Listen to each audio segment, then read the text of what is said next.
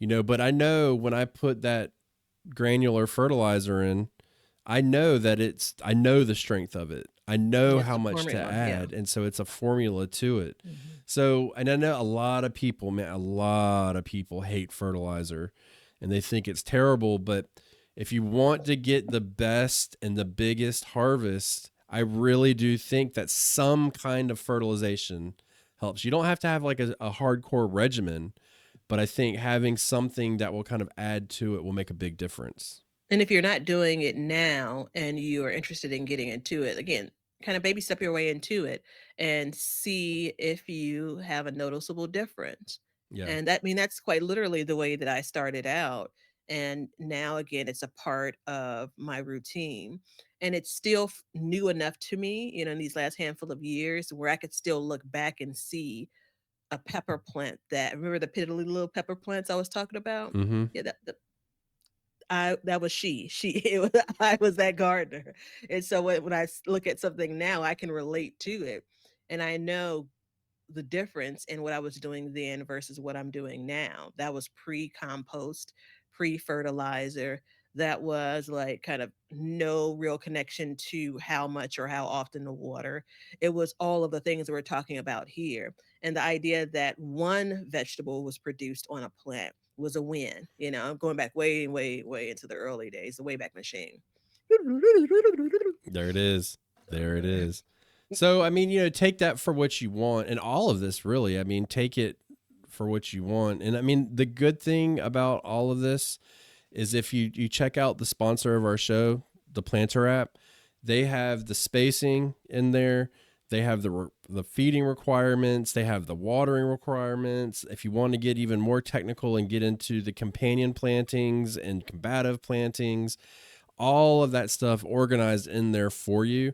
You can really start to break this down and use that as a tool to really get your garden going in a, I don't want to say a better direction, but in a more productive direction. I mean, look, I would rather have a half-pound head of broccoli than a quarter-pound head of broccoli. And if that means taking a couple different steps throughout the season and understanding what it is, and that's what I want to do.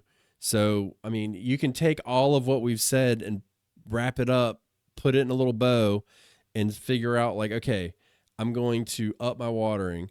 I'm going to add some more fertilizer. I'm going to give them a little bit more space. You'll start to see a big change in your garden. And some of these plants that would typically die out would be better, will last longer. Like peppers is a really good one, that you mhm. brought up. So check all of that out. Use that planner app to your advantage. And they have a note section in there now. So you can click on a plant and add a note in there and saying fertilize on X date or whatever. Um, Use that to your advantage. Check out the link below. Get yourself a discount on the planner app as a whole. It's a great discount, by the way, and support them because they are very good and it's a very useful tool for gardeners that I think we can all take advantage of. All right. So we're going to get into the listener question of the day at this point. And this one comes off of the Backyard Gardens Community Garden Facebook group. Hey. Hey there. So it wasn't labeled as a question, but I'm pulling it because it's a good question. And well, we'll get into it. So Star says, Hey, Star. she's So wait, the okay. off-camera bell is going to become the The special bell is bell your job. You now. do what you want. All right. So Okay. Star Yeah. says, has anyone ever tried to start seeds in a cool basement? We are remodeling, so my usual place is not available. They live in a cold environment. Starting outside in January is not doable. She started a few seeds outside in plastic jugs in other years, but wants to start more heat sensitive plants. So the question in my mind really becomes starting seeds in a cool environment, inside. Yeah. Basements are, and you'll be starting to get warm, and basement can stay cool for a while, except for Hmm. Batavia's basement. It's like a sauna. Yeah, it's so. I was like, I've seen this question. It was because I was on the Facebook page. So I'm going to give just one bit of advice before answering this as a question, because I'm going to let Young Being kick this off. Is let's make sure we level set what a cool basement is, right? So I mean, like maybe $10. If you don't already have one, the little thermostat. If you have a thermostat, um, excuse me, a Thermometer. thermometer, yeah, to gauge what temperature that really is. So my basement is about the same temperature as my house is. If I let the kind of the heater go off and not run for a while, the coolest it's going to be is like 67, 68 in the winter. And that's not really that cool for a basement Right. uh, in my mind. So like I'd be interested for Star. Like, is she talking about in the 50s? You know, Yeah. Yeah. That's a, 40? Probably not the 40s. That would be really uncomfortable. But yeah. I mean, we don't know the temperature, but whatever it is, it's cooler than would be what she would think is optimal, clearly. And there was a very good answer in there, and that's why I never said anything, was because they were right. And, add heat mats. So, heat mats, like I use them here to speed up germination, but you can absolutely use them to warm. Absolutely. The only difference is you would just leave that heat mat on consistently. And, the heat mats that I have, we've gone through this. So if you've listened to the previous episodes, they're 10 by 20, the same as a tray. But you can get heat mats that are the size of your whole setup, the whole shelf, and so you can figure it out that way. If I did my math correct, they would be 40 by 20. I think is what it would be. They sell those, and so you can use those to heat up that space. Add a dome on top. You can create a mini greenhouse in there. So those I did a video about it a couple years ago. Those crappy green ones that you put up, like you could hmm put one of those inside of your basement and then create a warmer environment. So hmm you could hmm absolutely do that, because then you only have to heat a small space, whereas that heat mat may actually heat that space up to the point where you might even want to vent it. So there's a lot Yeah. of different options you can do. So we generally the thermostat I was talking about is going to tell you air temperature. It's not going to tell you the soil temperature, Yeah. and that's what matters when we're talking about these seeds germinating. Which in turn, a heat mat directly impacts the soil temperature for those starts.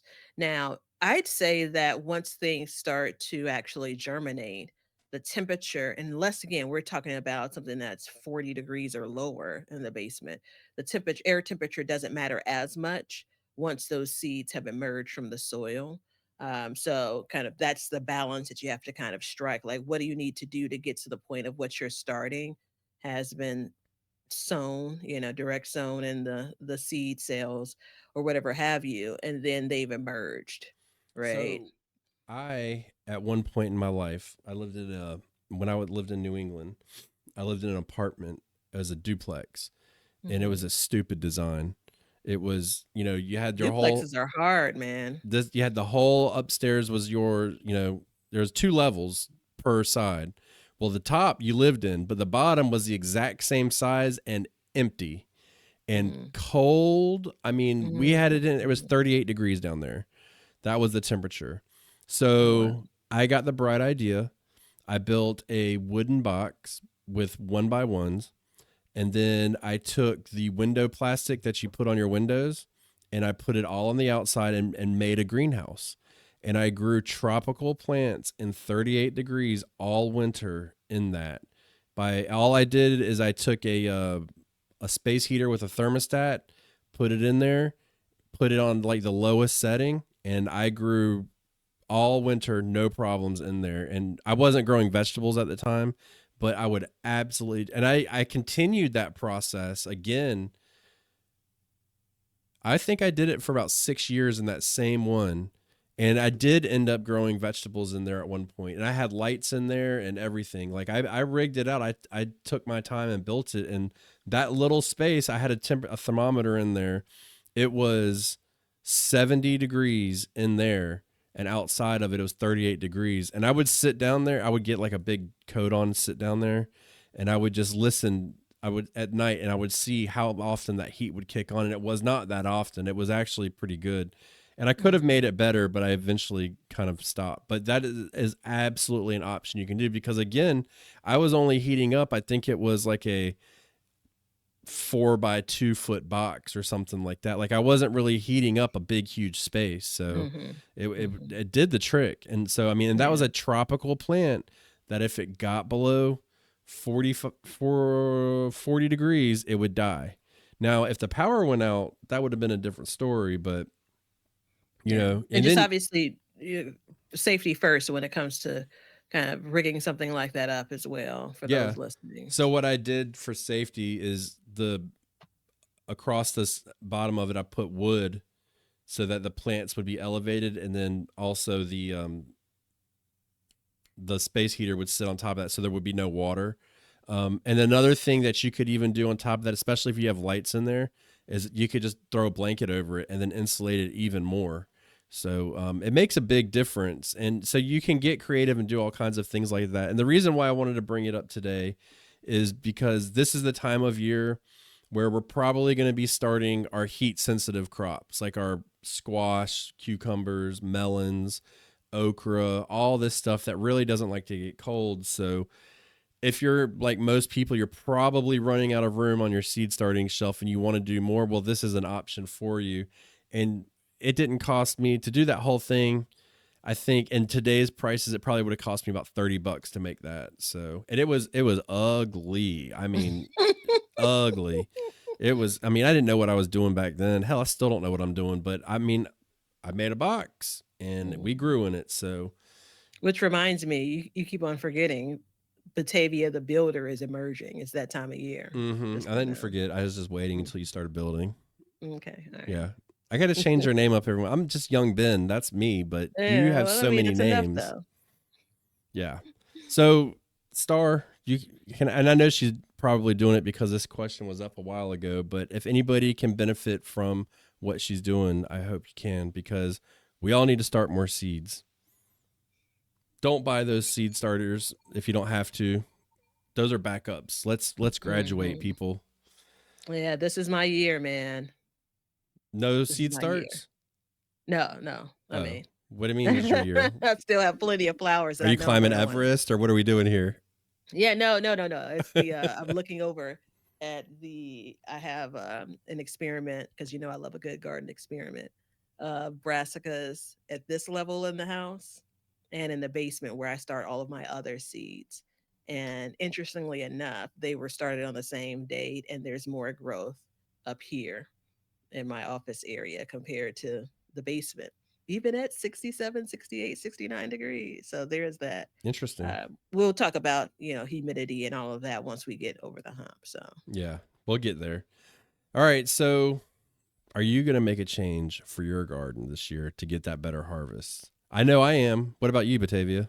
of course I am. What's that? Watering, the variety, fertilizing, harvest time. Well, the harvest time, that's going to get me. Mm-hmm.